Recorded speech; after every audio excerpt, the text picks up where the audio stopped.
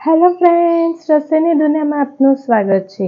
આજે હું તમને બારેમાસ રહે તેવો એકદમ લાલ ચટક આચાર મસાલા બનાવવાની રેસીપી જણાવીશ। તેમજ તેમાંથી એકદમ ઇન્સ્ટન્ટ ખટ્ટું મીઠું દ્રાક્ષનું અથાણું, કેરીનું અથાણું તેમજ ટીંડોળાના અથાણાની રેસીપી જણાવીશ। જો તમને આ વિડીયો ગમે તો લાઇક, શેર અને સબસ્ક્રાઈબ જરૂરથી કરજો અને તમારા ફ્રેન્ડ્સ અને રિલેટિવ્સમાં જરૂરથી શેર કરજો। આ રેસીપીથી તમે આ મસાલો બનાવશો તો તમારો આ મસાલો બારે માસ એકદમ લાલ ચટક રહેશે। મસાલા ખાખરા, ખીચું, અથાણા, દાળ, શાક વગેરેમાં પણ તેનો યુઝ કરી શકો છો।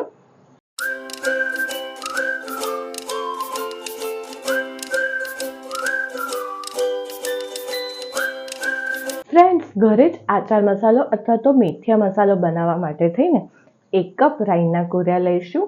તમે માપ માટે થઈને ગમે તે 1 કપને ક્યાં તો 1 વાટકીને સેટ કરી દો। તમે જેટલા રાઈના કોરિયા લીધા હોય તેનાથી અડધા મેથીના કોરિયા લેવાના રહેશે।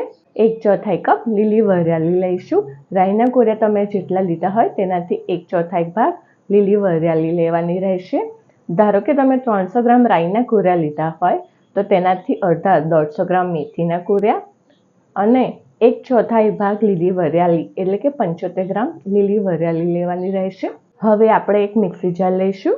તેમાં આપણે આ રાઈના કોરિયા એડ કરીશું।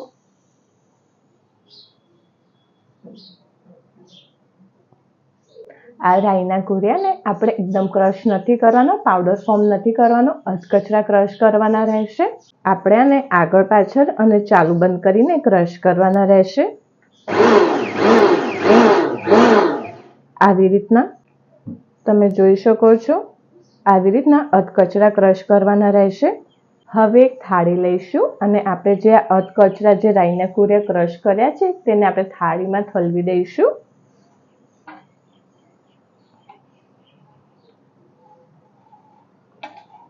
થાળીમાં ઠલવી દીધા બાદ હવે આપણે તે જ મિક્સી જાર લઈશું। તેમાં આપણે અડધો કપ મેથીના કોરિયા એડ કરીશું અને ફરીથી આપણે આગળ પાછળ અને ચાલુ બંધ કરીને અધકચરા ક્રશ કરવાના રહેશે। મેથીના કોરિયા અધકચરા ક્રશ થઈ ગયા છે।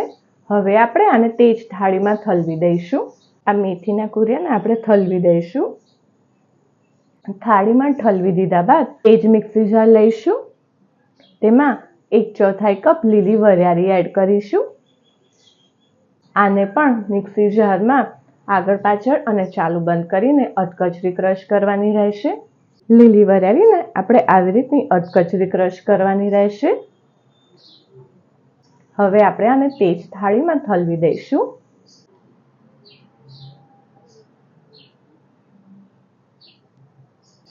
તે પછી આપણે 1 ચમચી હિંગ એડ કરીશું। હવે આપણે તેલને ગરમ કરીશું। તેલને ગરમ કરવા માટે થઈને આપણે એક વઘારી મૂકીશું। તેમાં 1/4 કપ તેલ એડ કરીશું એટલે કે 4 ચમચી જેટલું તેલ એડ કરીશું। તેલમાંથી એકદમ વરાળ નીકળે તેવું તેલ ગરમ કરવાનું રહેશે। તમે જોઈ શકો છો તેલમાંથી એકદમ વરાળ નીકળે તેવું તેલ ગરમ થઈ ગયું છે એટલે હવે ગેસ બંધ કરી દેવાનો રહેશે। અને જો તમને ખબર ન પડે તો થોડાક રઈ આવી રીતના એડ કરી દેવાના। જો રઈ તરત જ તતડવા લાગે તો સમજી લેવું કે તમારું તેલ એકદમ ધુમાડા નીકળે તેવું ગરમ થઈ ગયું છે। હવે આપણે આને થોડુંક નવશેકું ઠંડુ થવા દઈશું। ફ્રેન્ડ્સ, આપણું તેલ જે છે આ નવશેકું ઠંડુ થઈ ગયું છે। હવે આપણે આને આમાં રેડી દઈશું।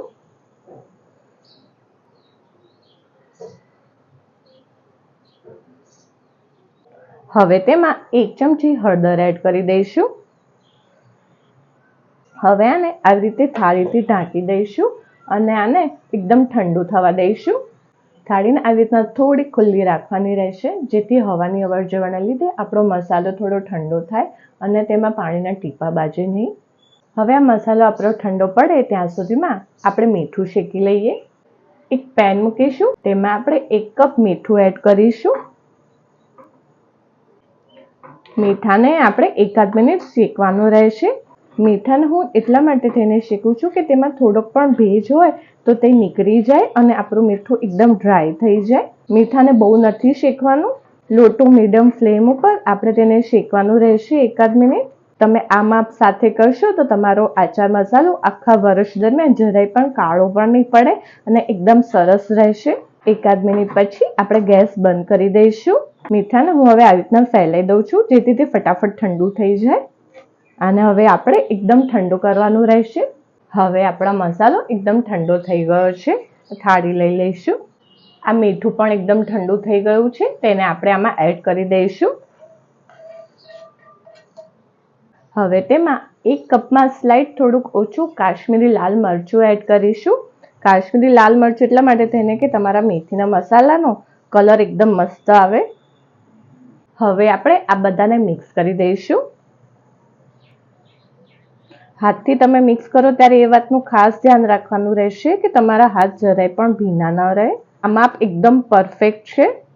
તમે આ રેસીપીથી બનાવશો તો તમારો મેથીનો મસાલો અચૂકથી 12 માસ એકદમ લાલ રહેશે અને જરાય પણ કાળો નહીં પડે. તમારે જો કાશ્મીરી લાલ મરચું વધારે એડ કરવું હોય તો તમે 1.5 કપ સુધી કાશ્મીરી લાલ મરચું એડ કરી શકો છો. મસાલાને હવે તમે એરટાઇટ કન્ટેનરમાં પેક કરીને 12 માસ સુધી તેનો યુઝ કરી શકો છો. જોઈ શકો છો એકદમ મસ્ત બન્યો છે. જોઈને જ મોઢામાં પાણી આવે તેવો થયો છે. આ મસાલા ખાખરા, ખીચું, અથાણા, દાળ, શાક વગેરેમાં પણ તેનો યુઝ કરી શકો છો. તો ચલો હવે આપણે બનાવીએ ઇન્સ્ટન્ટ અથાણા. ફ્રેન્ડ્સ, કેરીનું ઇન્સ્ટન્ટ અથાણું બનાવવા માટે થઈને આપણે એક બાઉલ લઈશું. તેમાં 1 કપ આપણે સમારેલી કેરી એડ કરીશું. તમે આમાં કોઈ પણ કેરી લઈ શકો છો, તોતા, દેશી, રાજાપુરી, ગમે તે. હવે તેમાં 3 ચમચી આચાર મસાલો એડ કરીશું. હવે 2 ચમચી તેલ એડ કરીશું. આ ઇન્સ્ટન્ટ અથાણું હોવાથી આમાં તેલને આપણે ગરમ નથી કરવાનું. હવે તેને મિક્સ કરી દઈશું. આચાર મસાલામાં મીઠું ઓલરેડી એડ કરેલું છે, તેથી હું આમાં ઉપરથી મીઠું એડ નથી કરતી. તમારે એડ કરવું હોય તો તમે ચાખીને તમારા ટેસ્ટ મુજબ મીઠું એડ કરી શકો છો. હવે આપણે આને સર્વિંગ બાઉલમાં સર્વ કરી દઈશું. વાવ, જોઈને જ મોઢામાં પાણી આવે તેવું થયું છે. ફ્રેન્ડ્સ, આપણું ખટ્ટું મીઠું કેરીનું ઇન્સ્ટન્ટ અથાણું રેડી છે. ફ્રેન્ડ્સ, દ્રાક્ષનું ઇન્સ્ટન્ટ અથાણું બનાવવા માટે થઈને આપણે એક બાઉલ લઈશું. તેમાં આ 1 કપ સમારેલી દ્રાક્ષ એડ કરીશું. તમારે આમાં દ્રાક્ષને સમારવી ન હોય તો તમે આખી પણ રાખી શકો છો. હવે તેમાં 2 ચમચી આચાર મસાલો એડ કરીશું. તે પછી અડધી ચમચી તેલ એડ કરીશું. તેને મિક્સ કરીશું. વાવ, આપણું મસ્ત દ્રાક્ષનું ઇન્સ્ટન્ટ અથાણું રેડી છે. હવે આપણે આને સર્વિંગ બાઉલમાં સર્વ કરી દઈશું. ફ્રેન્ડ્સ, ટીંડોળાનું અથાણું બનાવવા માટે થઈને આપણે એક બાઉલ લઈશું. તેમાં 1 કપ આપણે સમારેલા ટીંડોળા એડ કરીશું. તમે જોઈ શકો છો આવી રીતના પીસીસ વાળા ટીંડોળા સમારવાના રહેશે. જો તમારે આવા ન સમારવા હોય તો તમે ગોળ ગોળ પણ સમારી શકો છો. તમને જે રીતનો શેપ પસંદ હોય તે રીતના તમે ટીંડોળા સમારી શકો છો. હવે આપણે આને એડ કરીશું. હવે તેમાં 3 ચમચી આચાર મસાલો એડ કરીશું. એ પછી તેમાં 2 ચમચી તેલ એડ કરીશું. હવે તેને મિક્સ કરી દઈશું. આ બધા ઇન્સ્ટન્ટ અથાણા તમે રૂટીન યુઝમાં યુઝ કરી શકો છો. જોઈ શકો છો આપણું મસ્ત ટીંડોળાનું ઇન્સ્ટન્ટ અથાણું પણ રેડી છે. હવે તેને સર્વિંગ બાઉલમાં સર્વ કરી દઈશું.